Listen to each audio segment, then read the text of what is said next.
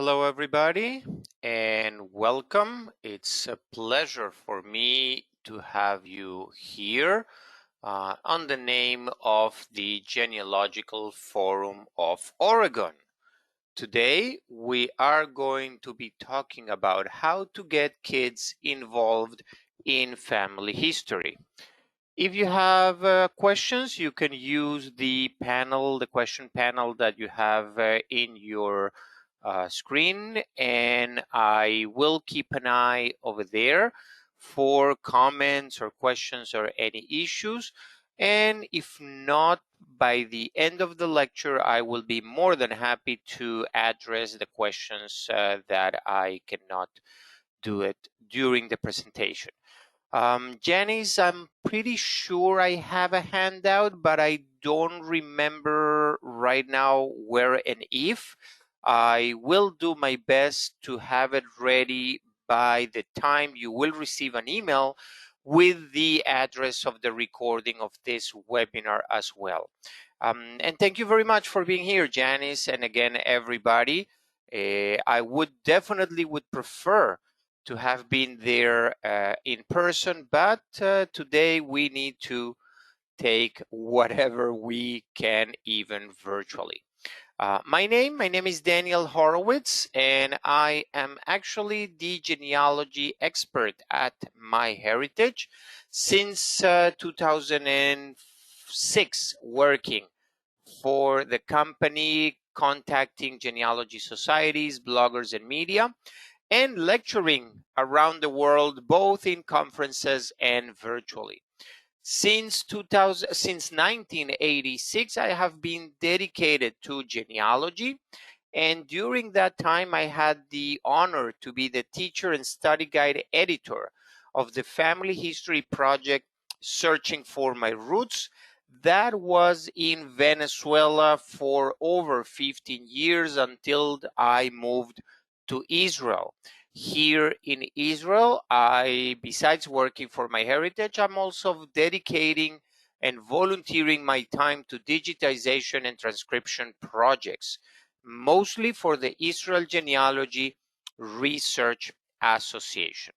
And today's lecture is actually based on that project and the experience that I got during those 15 years trying to get kids involved into genealogy.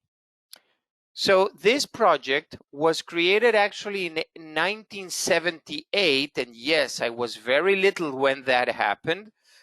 It was actually a 3-month project called Hebrew History, or inside a subject called Hebrew History. Between 94 and 2005, I was assigned to direct and take care of that project.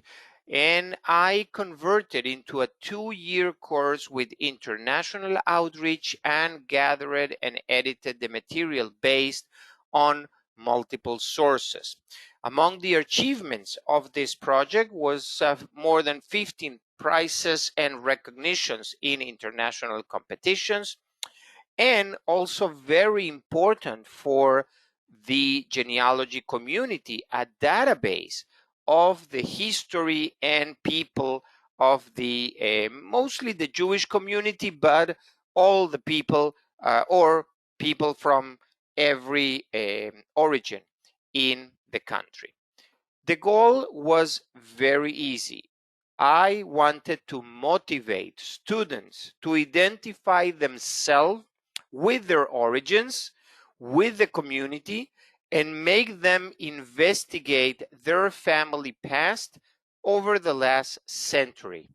Don't tell them anybody, but I was teaching them history. And I wanted them to ask the question and to actually be motivated to learn this from themselves. I had an attractive, dynamic, interactive guide, and I tried to make it as interested as I could. I assigned tasks or mini tasks, even sometimes, activities for them to go to do to come back with the results and to share them with all the people. The idea was not only that they had to do this and shows and tells a little bit, but also the technology used and the things used over there were from their interest. The result was a final work that they had to present. Uh, Obviously, they thought that after the 2-year project they were finished. I can tell you that even today I get in touch and I see my students every now and then, and they recognize that still up till today they keep working and keep doing things with their family trees.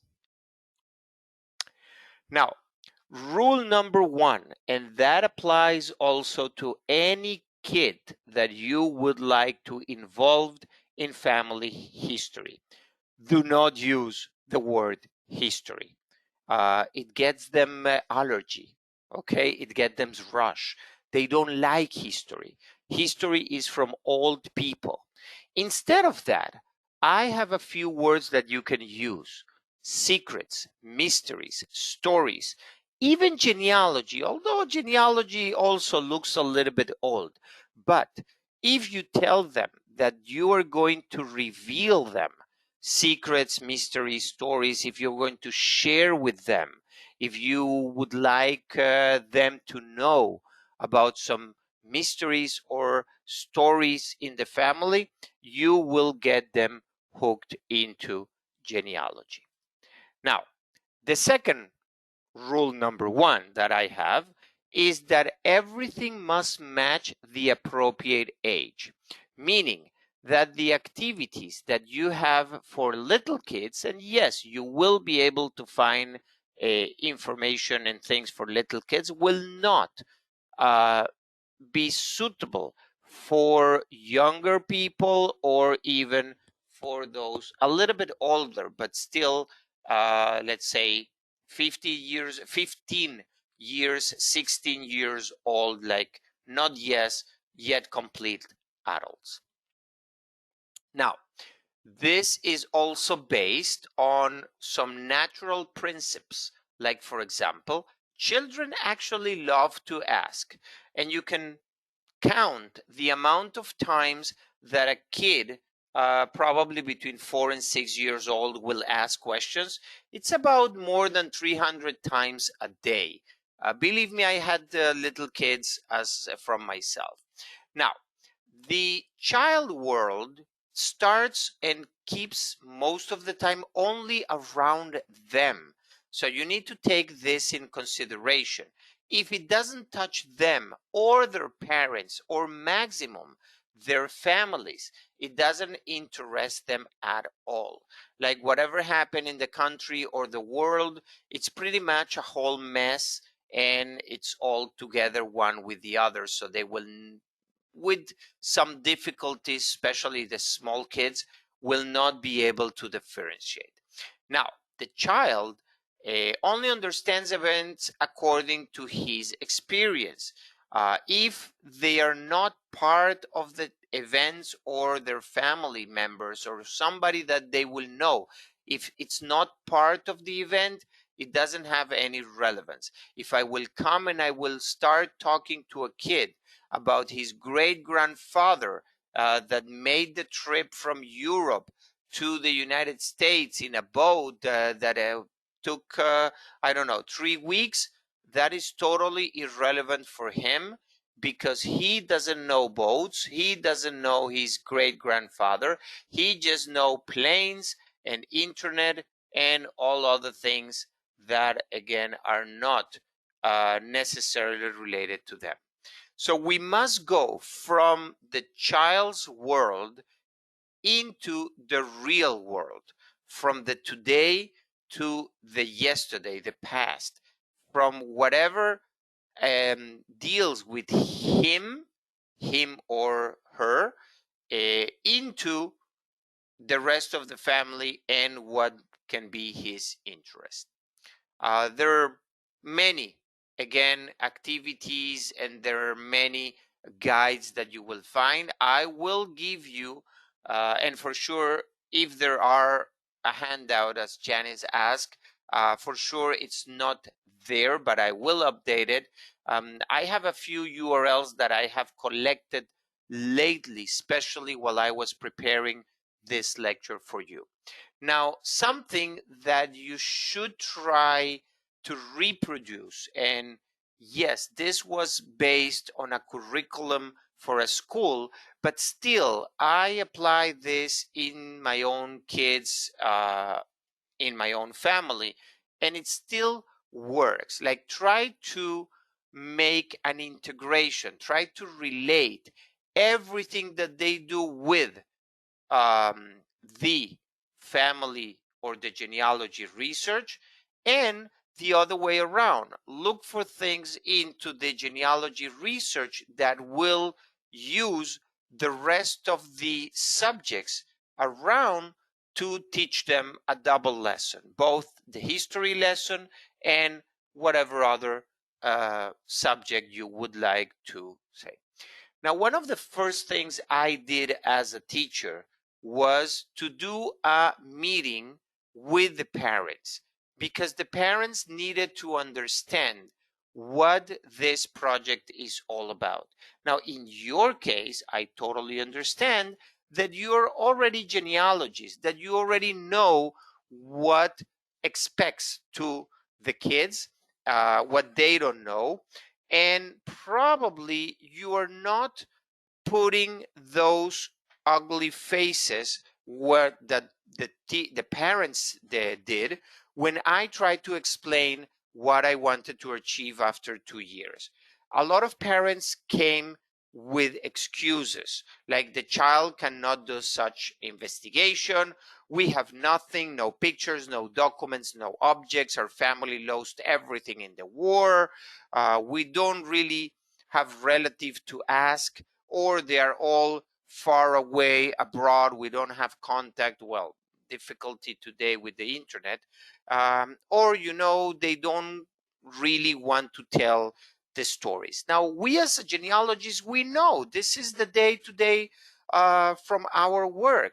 We don't have all the pictures, we don't have all the documents, our relatives don't want to talk with us, and still we fight and we investigate and we try. And this is a little bit of what we need to communicate to the kids. Now, of course, that I explain to the parents that a big and heavy book or research doesn't mean that it's a good research.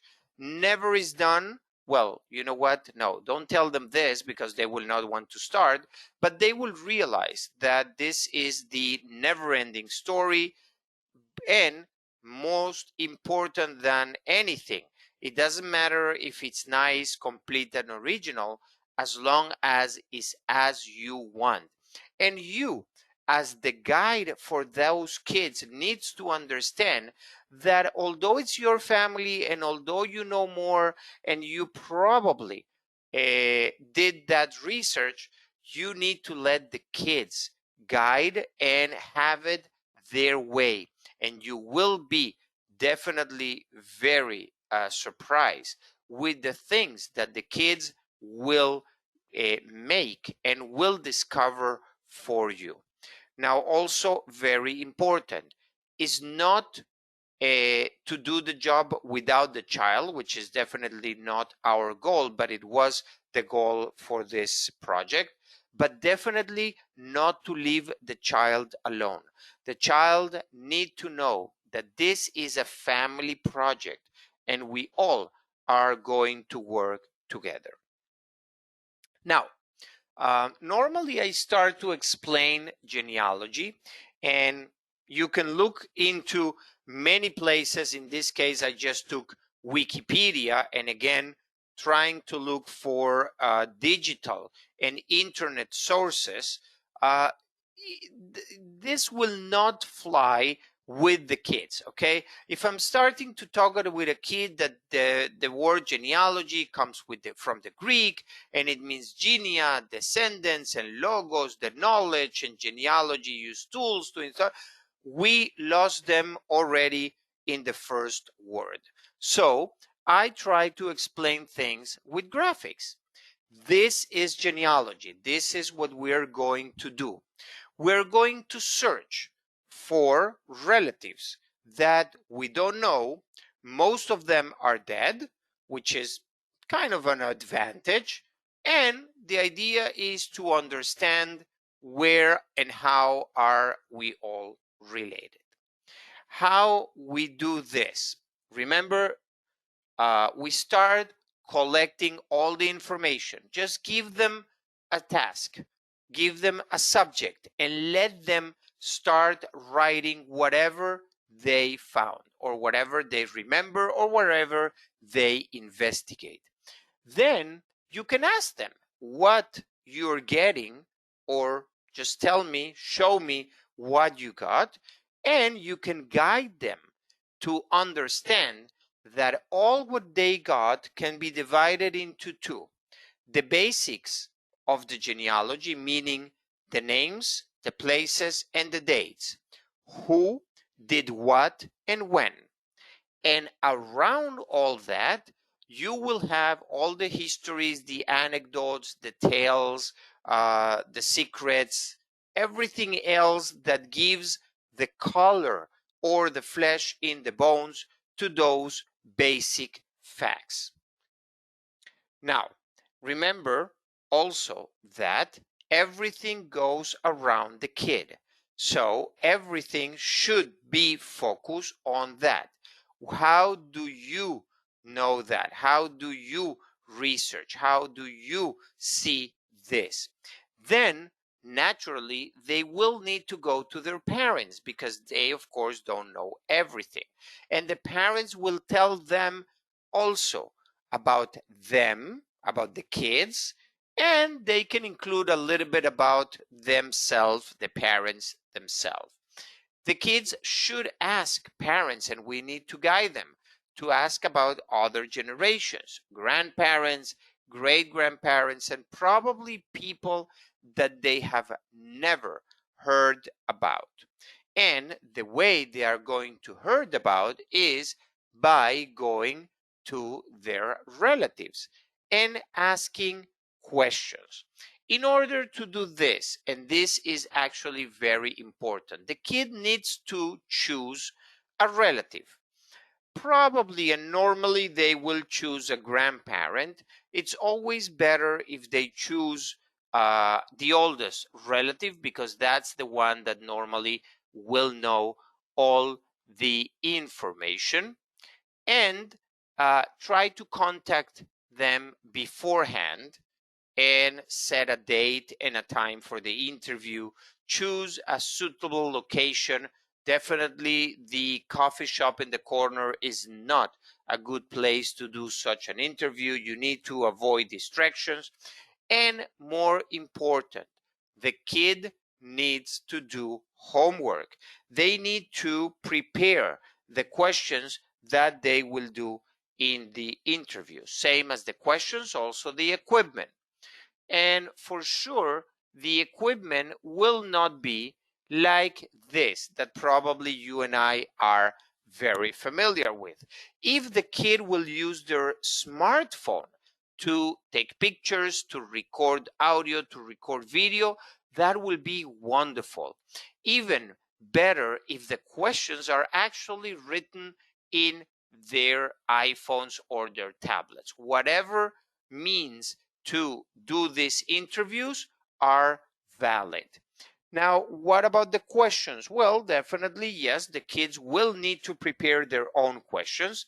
And basically, my recommendation is to base your questions in two things. Number one, things you want to know, things you don't know or you are not sure about it. Second, the things you do know, just to confirm or reconfirm the information that you think you know, and then discover if you knew it everything or there was something there that was new to you. Now, there are places where such questionnaires can be found. And again, those are the URLs that I was mentioned that I will make them get to you either in the handout or in the email that I will send after the lecture. Family Tree magazine has a lot of tasks and projects for kids. They have 17 questions for kids to ask their grandparents. Now, not all the questions are going to be valid or good for all the grandparents. Probably you can think about other questions that you can come up and ask specifically to your grandparents or the kids to their grandparents. If you are going to interview or the kids are going to interview an aunt or an uncle, probably the questions are not going to be the same. My Heritage, in the other hand, has, well, a little bit more questions divided by different subjects, and this is kind of a more complete questionnaire that you can download and you can customize also for the person that you are going to interview. Now, the next task is to build a family tree. And I don't know how many of you remember the first family tree that you built. It was not on a computer, I'm sure. It was not very nice. It was probably a napkin or just a piece of paper and a couple of scrambles. Let the kid do exactly that in their own way. Probably today, most of them will find a software or a website to do that, and that is fine. Today, they have the options also to add images, and you will find a lot of templates as well, that some of them may be very funny and very colorful. But again, if the kid is the one that looked for it and found it and filled all those details, it's going to be his family tree, and he's going to learn it and he's going to love it, actually. Now, the other subjects that you can guide the kids and how to get involved in genealogy is with the last names. Basically, because we all have a last name, and that last name has a history. In my case, well, it was very easy. I just Googled history of my last name and I found a lot of information on the internet. Well, let the kid do exactly that. Google your last name. See what is the meaning and the history of your last name. Just remember that same as you have a last name that is coming probably from your father in most of the cases, who got it from his father and his father and his father, and you can go back like that to very far in time. You can also do the same for your mother's maiden name and your grandmother's name and all the other women and names that were lost, or not lost but forgotten through the marriages and through the male lines overcoming the last names of the women. Now, once you have search and once you have history of your last name, and if you Google it right, probably you're going to find what is called family crest or family shields or coat of arms. Those are graphic representations of some, if not all, the last names available out there. Now, I am not sure how exact they are, how they are related to our family or to your family name. If you take examples of the king and the queen from whatever country you would like to choose, they will have a family shield, they will have a coat of arms, and you can explain, and the kids can research the reason and the explanation and the colors. Definitely, you don't need to buy the image of the coat of arms of your allegedly coat of arms of your last name, because the kids can actually build and design their own coat of arms for their families. After all, the coat of arms should be a representation of the family of the kid. So by giving them this kind of activities, you are making them not only to research their family, but to put in writing and with colors what they see their family is. Another interesting subject will be their first name. I don't know how many of you or how many kids know why they are named as they are. And believe me, there is always an history on the origins of the name. And if they do genealogy, and it doesn't matter how they are related to their family, they will find that their name repeats itself among other generations and other people in their family trees. Maybe they know this, maybe they don't know this. And if it happens, probably there is a reason for that. Okay. And the kids will be curious to know why they are named like that, why their parents, their grandparents have those names. Some of the people may have very funny names, at least in today's ears. Those old names are going to sound very funny. And why not? Let them enjoy those funny names, because I can guarantee you they will not remember anybody else but that one that had a funny name. Of course, that they will need to take those interviews and try to build biographies and histories and try to put together all the information for as many people as they can.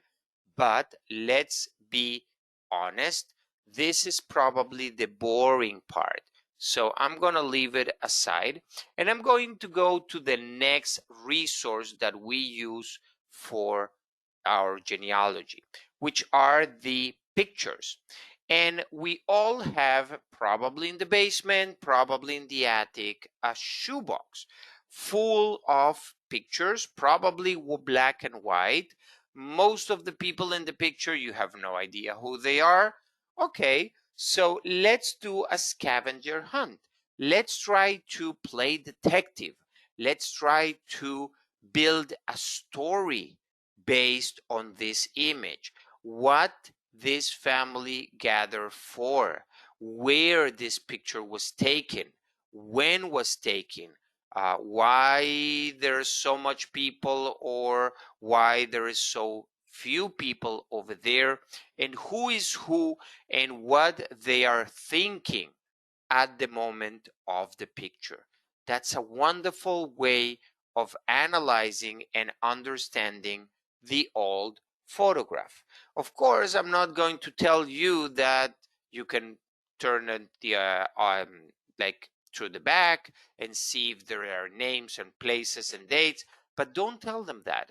Don't encourage them to turn them the other way around. Just let them enjoy the image that actually had a message for everybody else. And if they really enjoy, and the family and you are really into it, this is what I did with my students. I asked them to choose a portrait of the family and just reproduce it with the same black and white colors and quality. And they enjoyed very much, not only the part where they needed to pick and choose the image, but also dressing for the occasion and representing that old picture in today's clothes. After all, if you pay a good couple of tens of dollars to do that in Disneyland or any other attraction park, why not do it at home with your own family pictures? Now, games. Games are the best way to get to their kids. A few years ago, actually, MyHeritage had a memory game. Oh, I really loved this game because I could play that with my kids or with other family members, and we did competitions. We actually even had the option, and I took advantage of that, to get the real cards. And I have a deck of cards just like that from our family members. But unfortunately, my heritage doesn't have it available anymore. And you really don't need it because there are many ways and many options for you to build your own memory game. You just need to take those old pictures. Please reproduce them, copy them first, but then you can just cut it in forms and get the faces of each of the people and make cards of them. You can also cut the pictures in weird ways, and you can mix it with other pictures to build some puzzles. Okay, and you can use pictures in many ways just to generate interest, to generate activities for the kids, and try to let them build or rebuild the pictures and play with their relatives. Another thing that you can do is part of the scavenger hunt in grandma's house. You can give them a list of things that you know are in the house that they need to find. Now, it's not only go and find the object, is tell me what it is, how it was used, where it's coming from, who owned it, and all kind of other questions that you can ask the kids for them to answer based on the object. And they should have access to the object and being able to see and use those in order to learn about their families. Now, in the same way, you can teach the kids and you can bring their curiosity up with documents, and all kind of documents. You can either bring them with letters or with a simple wedding invitation or with a real document. And if it's in another language, even better, because it's in a secret, kind of a secret language that the kid will not understand. So let's see how we can do it to find out what it says and who is the person involved in this event.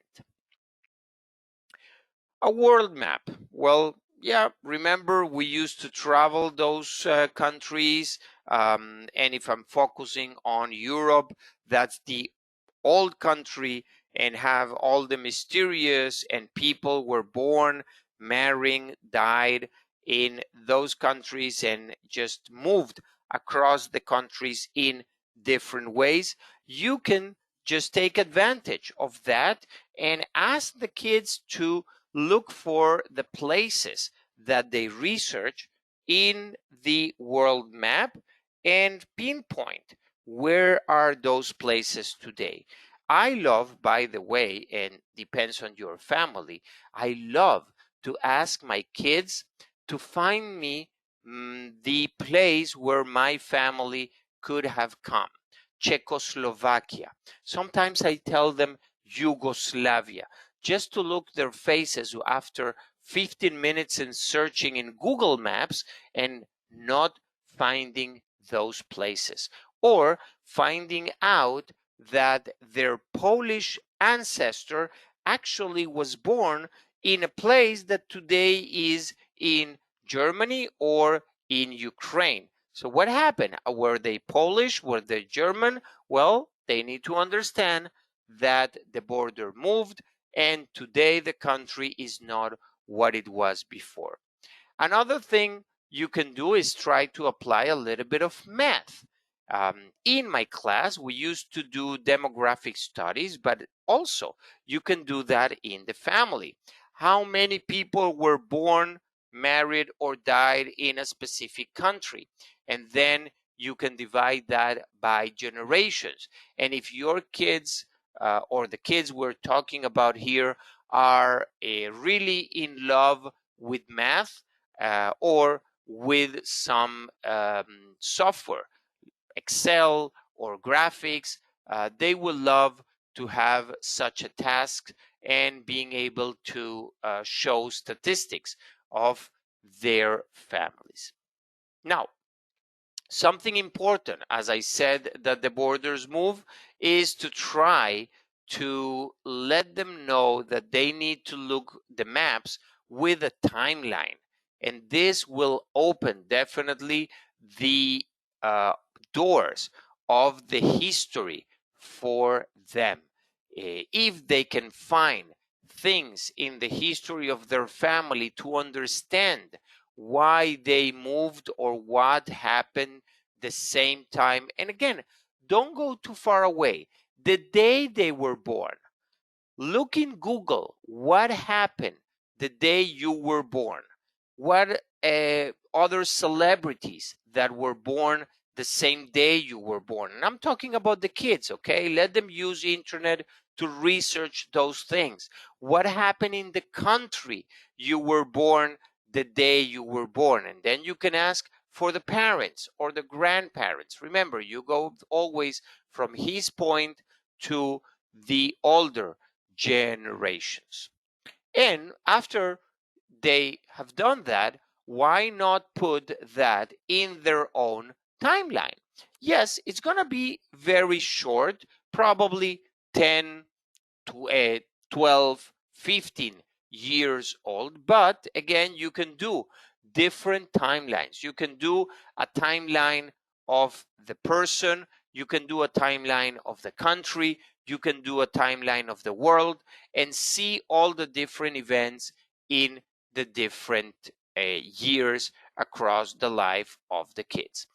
Also, what I used to do is put all the timelines together, and in my class, I build a huge timeline per kid. I'm sorry, per class, and every kid had to put different events, so they learn that while they were once were, I don't know, going to summer camp, the others were traveling with the parents someplace else. In the case of your family, they can see and they can learn that while they were going into, I don't know, second grade, their cousins were going into fifth grade, and their grandparents were having a cruise over Alaska. Again, it all depends on each one's families. And again as well, you don't need to use pen and paper. You don't need to use, let's call it the old style.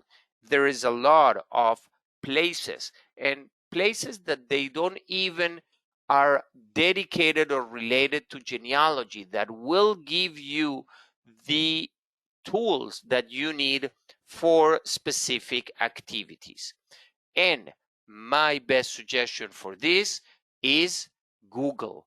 Just ask Google for the tool to do the task you want the kids to do. And you can even give them the URL and point them to the right place and say, here, you have a website that will help you to build a nice timeline for free in a few minutes. Go ahead. Believe me, it's going to be more than a few minutes, and it's going to be spectacular. Now, you remember that I talked about mysteries and secrets. If you really want a kid to be involved in your family history or his family history, just tell them that they have a black sheep in the family. No, I'm not talking about the animal, actually. I'm talking about a crook, a thief, a person out of the law, and they will be delighted. They will want to investigate that person as much as they can and try to find out everything that happened to them.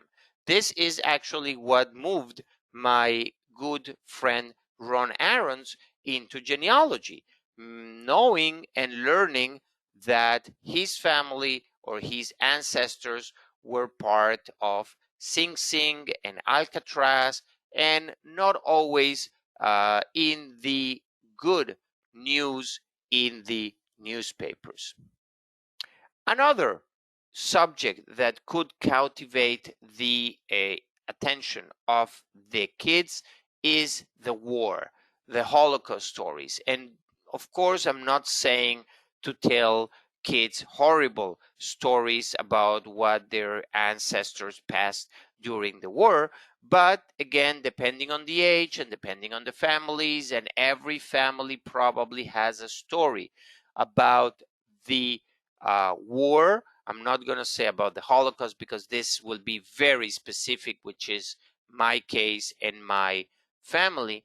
But there is a lot of information out there that they can find about the family that survived, the heroes, the travels, the documents, and the stories that their family had during the war. And not necessarily means that the family or somebody in the family had to be in the army and had to fight and had to be in Europe.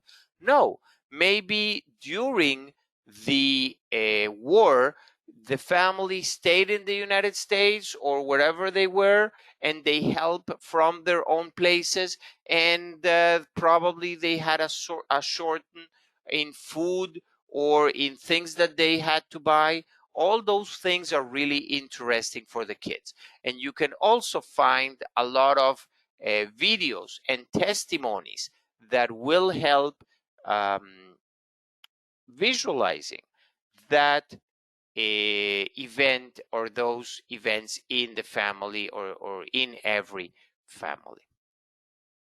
Now, another fun thing to do, well, at least was before the pandemic, was to plan a family reunion.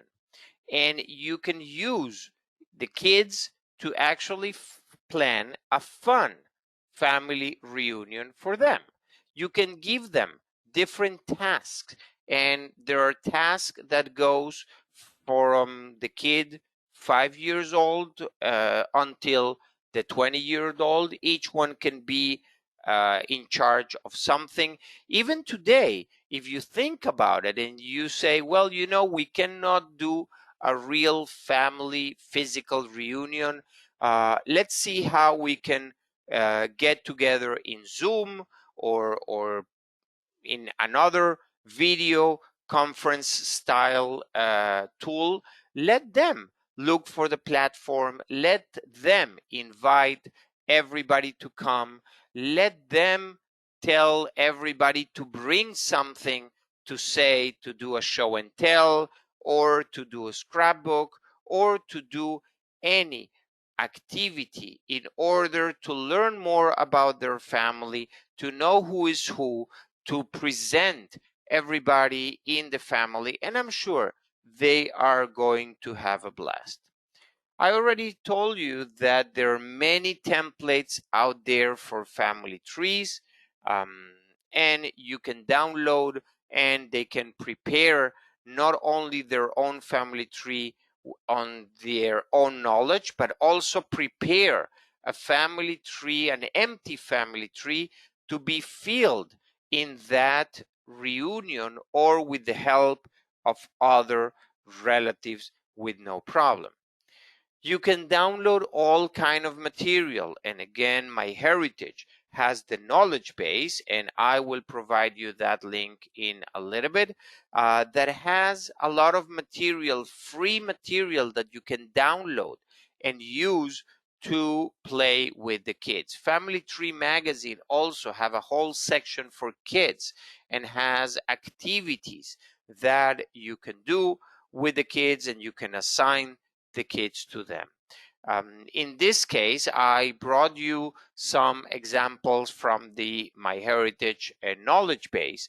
You can see that you have some coloring pictures that you can use with little kids, or helping the person get to a specific relative in the family tree. And those are kind of the games that I remember, at least in the restaurants, are available for little kids, or probably for bigger kids that already know how to spell and how to write.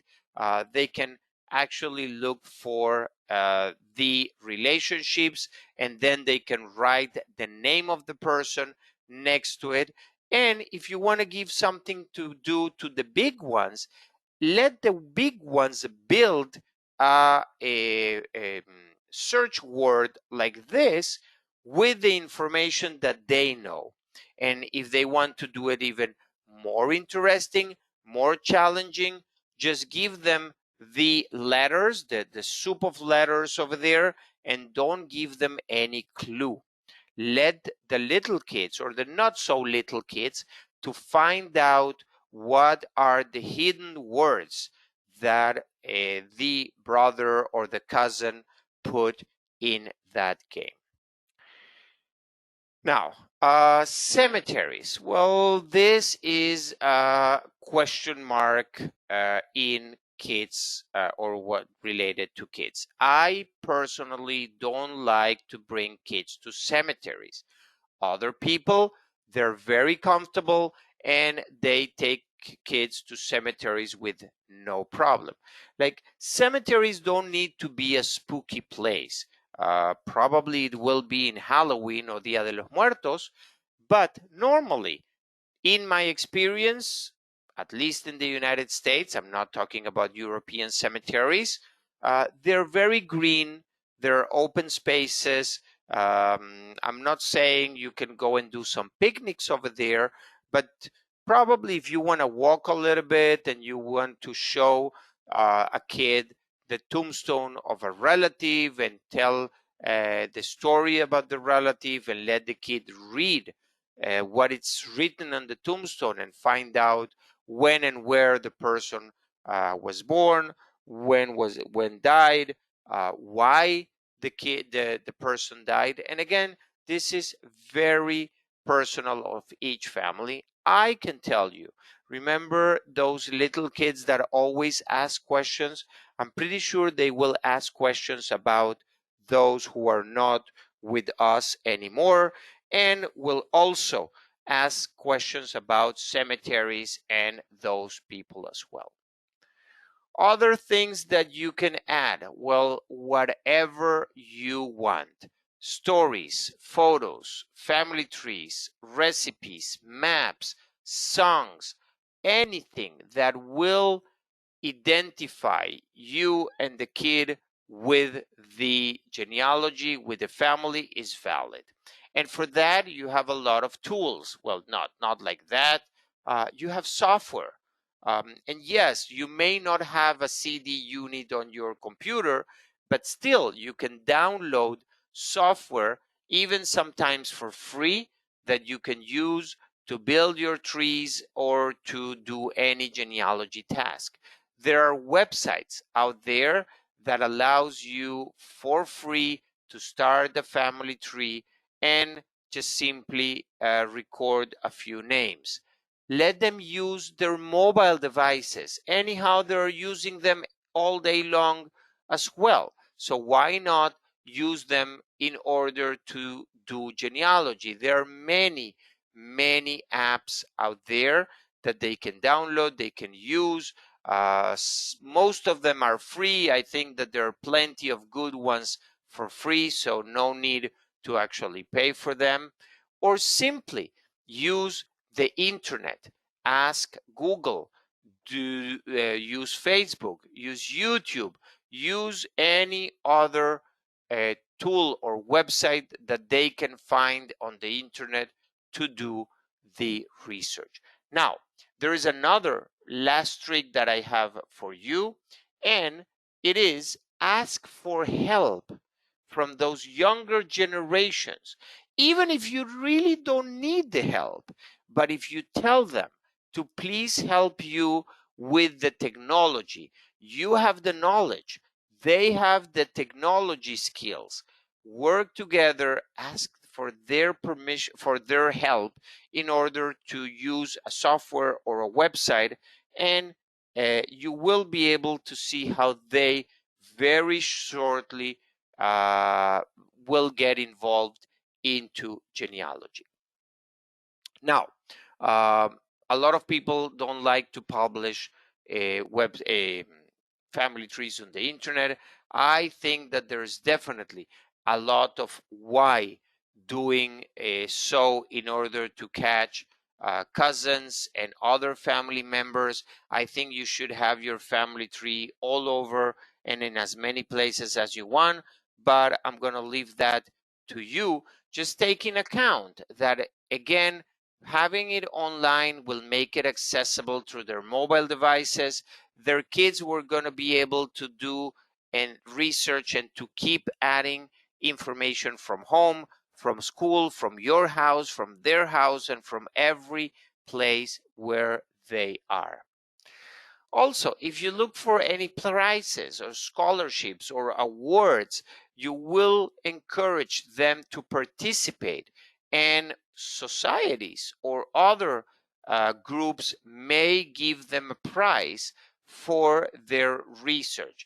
I know it's priced enough already to have a nice family tree, but it's even better if the kids can have their pictures, even if it's in the local paper, and just winning a competition or winning an award or winning a recognition for the biggest tree, the largest tree, the more pictures, the oldest tree, anything that will give them that pat in the back.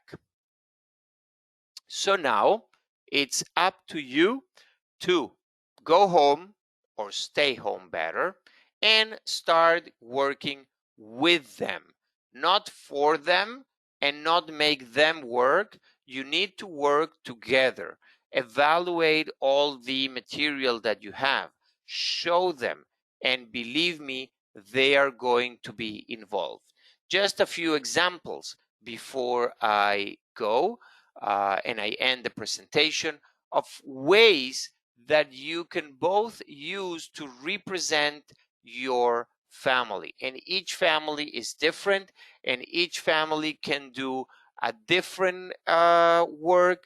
And this could be like an end of the year work, or if you want to celebrate a particular birthday or anniversary on a particular occasion, you can actually take examples and use and do something specific for that event. And remember, if you are not in charge to pass this information to other kids, you're going to realize very soon that all this is going to be lost. Now, I will be more than happy to answer questions, but I think you will be interested in a few announcements that I have for you today. First, and this is part of what you can do with your kids. MyHeritage has the enhancer and in color technology free and unlimited up till September 10. So it will be a great task to give all those pictures, the old pictures and the black and white pictures, to the kids and ask for their help digitizing them and putting them in MyHeritage, and apply the enhancement and the in color technology so they will see the pictures as probably live was back then. We have one more webinar prepared for the Genealogical Forum of Oregon on Saturday, August 22, 10 a.m. your time. We're going to be talking about the new and advanced technologies that MyHeritage offers for research. So you are all invited, and I will make sure also that you get the link to register for that one. And I already put in the chat the link for the Family Tree webinars.com, the legacy webinars website, where you have free webinars from MyHeritage and other webinars over there to make sure that you keep up learning and busy with your current time. You can watch webinars live or recorded dead with no problem. And I would love to invite you to our Ask the Expert sessions. I don't know if you're aware of them. Every Thursday, 1 p.m. Eastern time. I like 4 hours before that. It's probably 10 a.m. Pacific time, if I'm not mistaken. We are addressing specific subjects for 30 minutes. I'm answering also any kind of questions that you will have over there.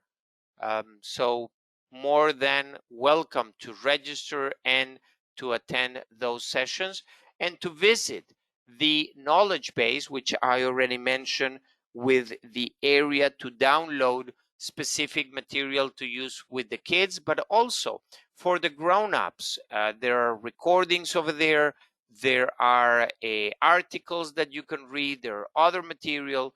Definitely, I will suggest you to visit it and look for the information over there. This is my social media contact. I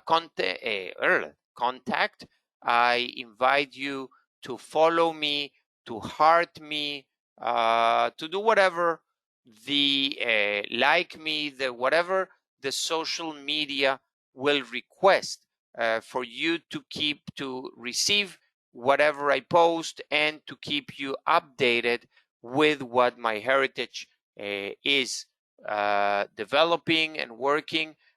Or if you have any ideas or any questions, I will be more than happy to help you through there. Okay, so for me, that will be all. I thank you all for your interest and appreciate you dedicating the time to be here today. I would like to specifically thank the Genealogical Forum of Oregon for the opportunity to give this lecture. If you have any questions, I don't see any in the panel. As I said, I will work and I will prepare. If I don't already have a handout, at least I'm gonna make sure that you receive the URLs that I mentioned in the program. But I think I have something that I can let you use as a handout, an updated one, and also the video recording of this. Okay, it is really my pleasure, Laurel. I enjoy doing those things. I enjoy interacting with genealogists around the world. So have a wonderful weekend. See you in a couple of days.